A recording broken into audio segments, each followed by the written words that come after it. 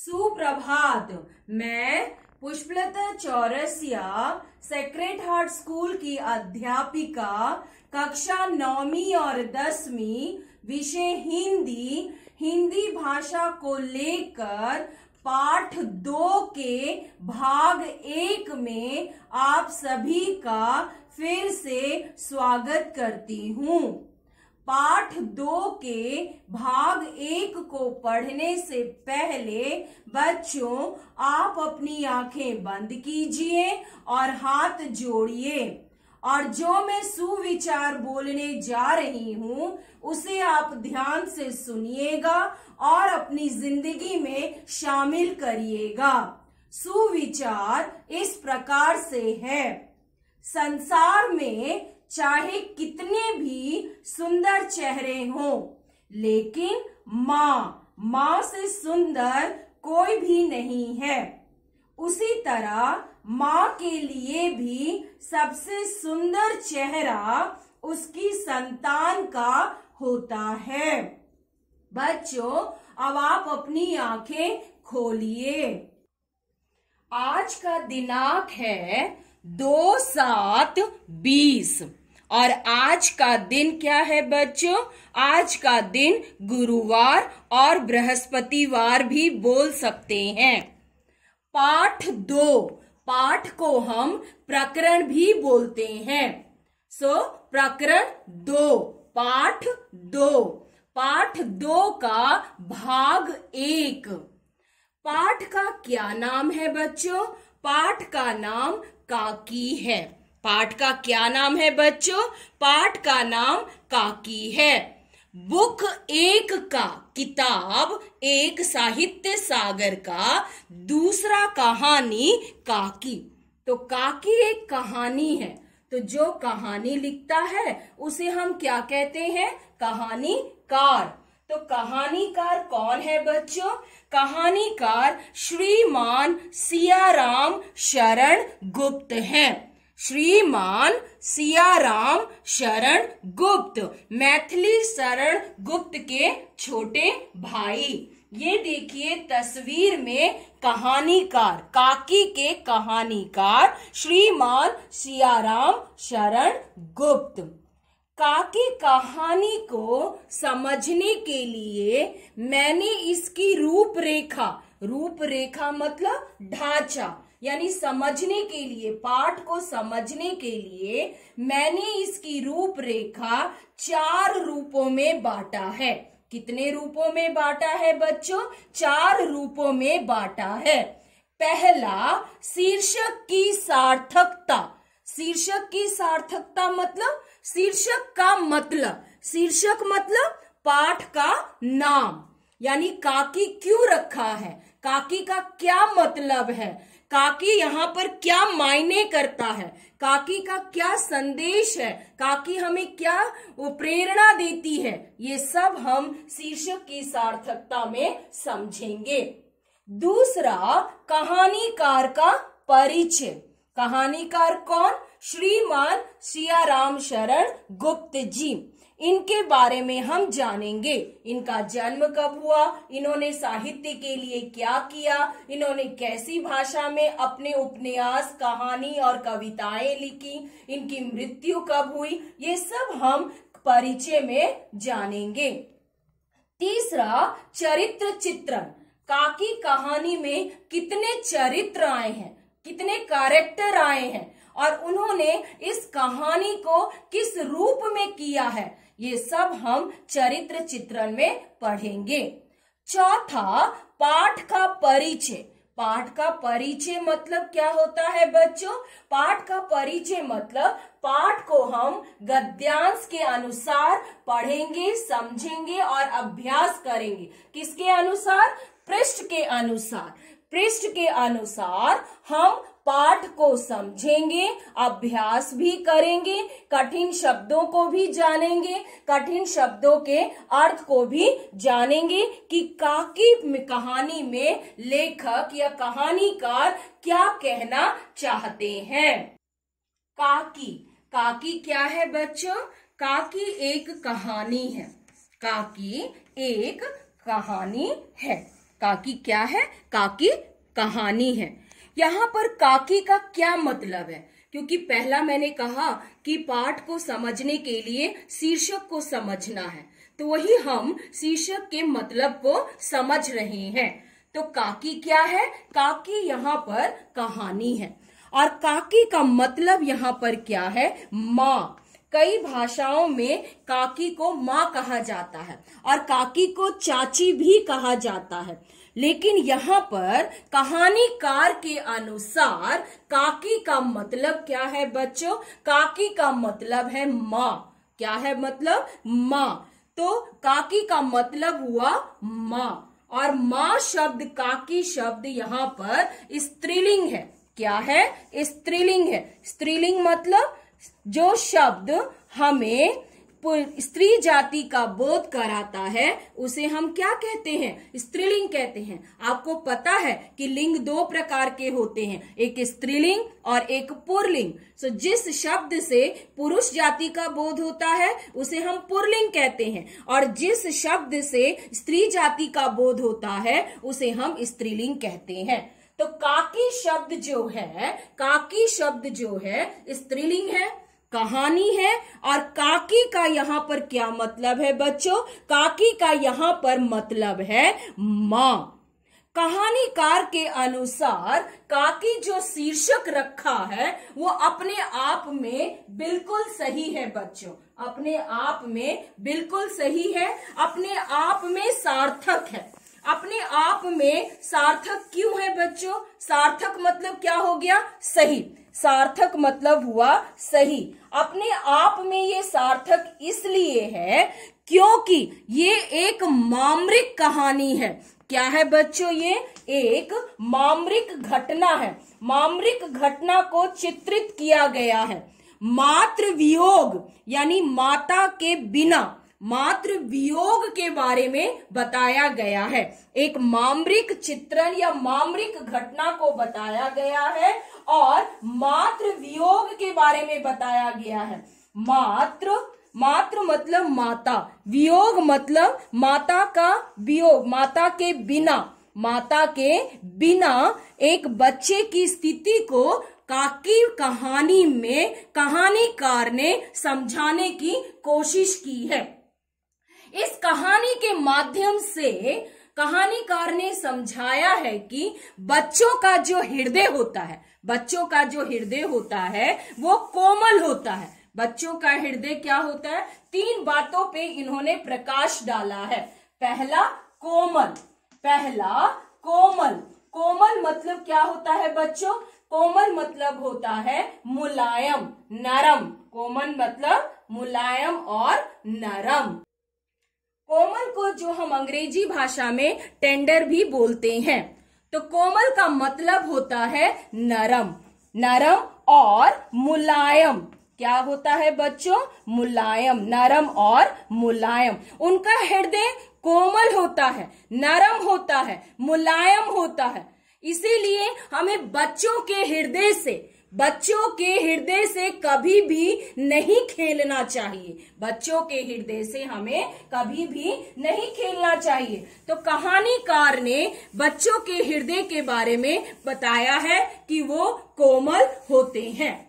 दूसरा, यहाँ पर कहानीकार ने भावुक, ये कहानी भावुक है। भावुक मतलब भावना में बहने वाला, भावना में बहने वाला, अपने भाव को प्रकट करना कि वो क्या सोचता है और वो क्या आगे करने वाला है। क्योंकि बालक, अबोध बालक, यहाँ पर कहानीकार ने एक अबोध बालक के बारे में बताया है। अबोध मतलब होता है ना समझ, छोटे बच्चे जिन्हें ज्ञान नहीं होता कि हमें क्या करना है और क्या नहीं करना है। वो बड़ों का फर्ज होता है अपने बच्चों को समझाना। तो इसमें कहानीकार ने अबोध बालक को लेकर कहानी को काकी के इर्द गिर्द घुमाया है। उन्होंने कहा है कि बालक जो होते हैं, पहला कोमल हृदय के होते हैं, दूसरा वो भावुक होते हैं क्योंकि वो ना समझ होते हैं। उन्हें क्या गलत है और क्या सही है वो जान नहीं पाते। तीसरा बच्चों, इसमें कहानीकार ने काकी को संवेदनशील के अनुसार बताया है। संवेदनशील, संवेदनशील, संवेदनशील, संवेदनशील, संवेदनशील मतलब अनुभव। थर्ड, जो तीसरा है वो संवेदनशील है। संवेदनशील का यहाँ पर क्या मतलब है बच्चों? अनुभव। माँ जो शब्द होता है, माँ जो होती है वो अनुभवी होती है। उन्हें मालूम होता है, क्योंकि वो अपने संतान से प्यार करती है, अपने बच्चों से प्यार करती है, और माँ अपने संतान के लिए कुछ भी कर सकती है। कुछ भी का कहने का यहाँ पर मतलब ये नहीं है कि गलत नहीं। बच्चे अगर उसके लिए गलत भी हैं, बुरे भी हैं, तो माँ के लिए वो गलत नहीं होता। इसीलिए मैंने स्टार्टिंग में, शुरुआत में आपको माँ से संबंधित ही सुविचार बताया कि माँ के लिए सबसे सुंदर वस्तु उसकी संतान होती है। उसकी संतान होती है, चाहे वो कैसा भी कर्म करे, कैसा भी कर्म करे, माँ के लिए संतान तो संतान ही होती है। ये एक तरफा की बात है, सकारात्मक दृष्टि की बात है, लेकिन बच्चों को भी माँ के प्रति समझना है कि बच्चे भी अपनी माँ को उसी रूप में देखते हैं। बच्चों के लिए भी माँ से बड़ी चीज कोई भी दुनिया में नहीं होती। तो माँ को भी बच्चों को समझना है, बच्चों को भी अपने माँ को समझना है। तो इसी बात को कहानीकार ने काकी में प्रस्तुत किया है। दूसरा, सबसे बड़ी बात इसमें कहानीकार ने ये बताया है कि यह दर्शाया है कि बालकों के जीवन उनकी माँ का अत्यंत महत्वपूर्ण स्थान होता है। अब वो कैसे महत्वपूर्ण स्थान होता है बच्चों? काकी पाठ में एक चरित्र है जिसका नाम श्यामू है। जिसका नाम क्या है बच्चों? श्यामू है। श्यामू एक अबोध बालक है, छोटा बालक है। उसे समझ में नहीं आता कि क्या सही है और क्या गलत। वो छोटा है, उसे दीन दुनिया की कोई खबर नहीं है। एक दिन जब वो सुबह उठता है तो उसकी माँ नीचे जमीन में लेटी हुई रहती है। उसकी माँ जमीन में लेटी रहती है और उसकी माँ के ऊपर सफेद कपड़ा लगा हुआ रहता है। सफेद कपड़े से उसकी माँ को ढक दिया जाता है। सफेद कपड़ा क्यों? क्योंकि उसकी माँ की मृत्यु हो चुकी होती है। उसकी माँ मर चुकी होती है बच्चों, उसकी माँ मर चुकी होती है। लेकिन वो एक अबोध बालक होता है, ना समझ बालक होता है। उसे नहीं मालूम होता कि उसकी माँ मर चुकी है।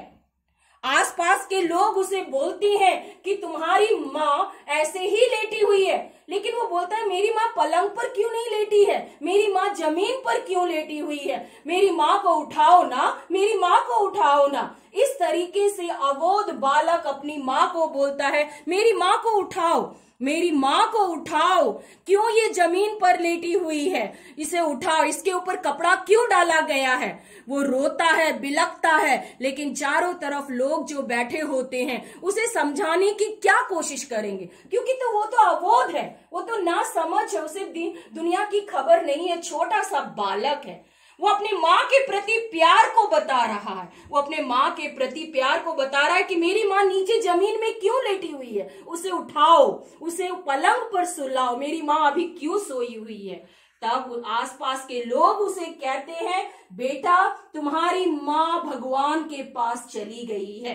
वो सोचता है शायद मेरी माँ को भगवान ले गए हैं, क्योंकि मेरी माँ एक अच्छी माँ थी, तो उसे भगवान, इसीलिए भगवान ने मेरी माँ को लेकर चले गए हैं।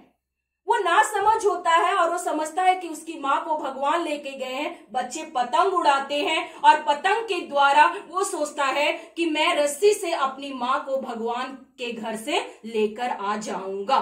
तो ये था मातृ वियोग। जब उसकी माँ मर जाती है तब उसे समझ नहीं होता। बाद में जब उस बालक को पता लगता है कि उसकी माँ तो मर चुकी है, तो वो बालक बिना माँ के चुपचाप रहने लगता है। उसे कोई कार्य करने में अच्छा नहीं लगता। और उसके पिता होते हैं, उसके पिता उसकी देखभाल करते हैं, लेकिन वो भी पत्नी वियोग में अलग ही रहते हैं, उसकी कोई भी सहायता नहीं करता। और वो सोचता है कि मैं अपनी माँ को, अबोध बालक सोचता है, ना समझ बालक सोचता है कि अगर मैं पतंग में रस्सी लगाकर भगवान के ऊपर उड़ाऊंगा या ऊपर उड़ाऊंगा तो भगवान मेरी माँ को रस्सी के द्वारा वापस भेज देंगे।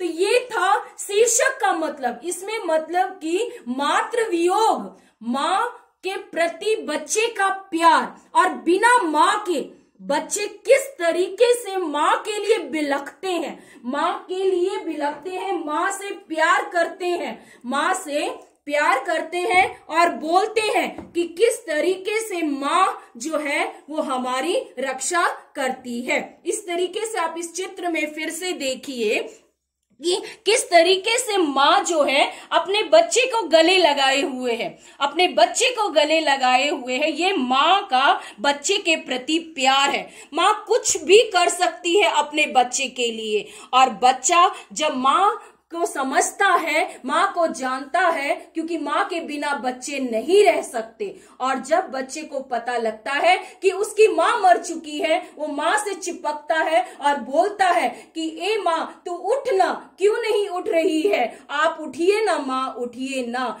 तो इस नासमझी को कहानीकार ने बड़े ही सुंदर ढंग से काकी पाठ में, काकी कहानी में समझाने की कोशिश किया है। तो इसीलिए मैंने आपसे कहा कि ये कहानी जो है एक अबोध बालक के मातृ वियोग की कहानी है, कि माँ मर जाने के बाद किस तरीके से बच्चा जो होता है वो अपनी माँ से चिपका हुआ रहता है और उठाने की कोशिश करता है। ना समझ बालक। तो बड़े ही सुंदर ढंग से कहानीकार ने काकी पाठ को समझाने की कोशिश किया है। इसीलिए ये शीर्षक अपने आप में सार्थक है, अपने आप में सही है, क्योंकि ये मातृ वियोग कोमल हृदय, भावुक और संवेदनशील को चित्रित किया है कहानीकार ने, एक माँ और बेटे के प्यार को, माँ और बेटे के प्यार को। इस तस्वीर में भी देखिए माँ मरी हुई है और बच्चा किस तरीके से अपनी माँ के गोद से चिपका हुआ है। ये है मातृ वियोग, जिसे लेखक ने, कहानीकार ने बड़े ही सुंदर ढंग से प्रस्तुत किया है बच्चों। तो इस तरीके से ये काकी पाठ का पहला रूपरेखा, शीर्षक की सार्थकता, शीर्षक से हमें क्या प्रेरणा मिलती है, ये क्या उद्देश्य देता है, ये यही उद्देश्य देता है कि माँ के बिना बच्चे नहीं रह सकते। अगर माँ नहीं है किसी घर में या किसी कारण से नहीं है माँ, तो बच्चे इधर उधर भटक जाते हैं या इधर उधर अपनी माँ को खोजते हैं, जिसमें मतलब कि एक अबोध बालक काकी पाठ में प्रस्तुत किया गया है। तो इसका यही उद्देश्य है, यही प्रेरणा है। माँ से बढ़कर जिंदगी में बच्चों के लिए कुछ भी नहीं होता। ये था काकी पाठ का भाग 1। भाग 1 में आपने शीर्षक के मतलब को समझा। दूसरे भाग में मैं आपको कहानीकार यानी श्रीमान सियाराम शरण गुप्त के परिचय करवाऊंगी कि उनका जन्म और उनकी मृत्यु कब हुई। तो बच्चों, आप अपने माता पिता के साथ हमेशा खुश रहिएगा, यही मेरा आशीर्वाद है। धन्यवाद।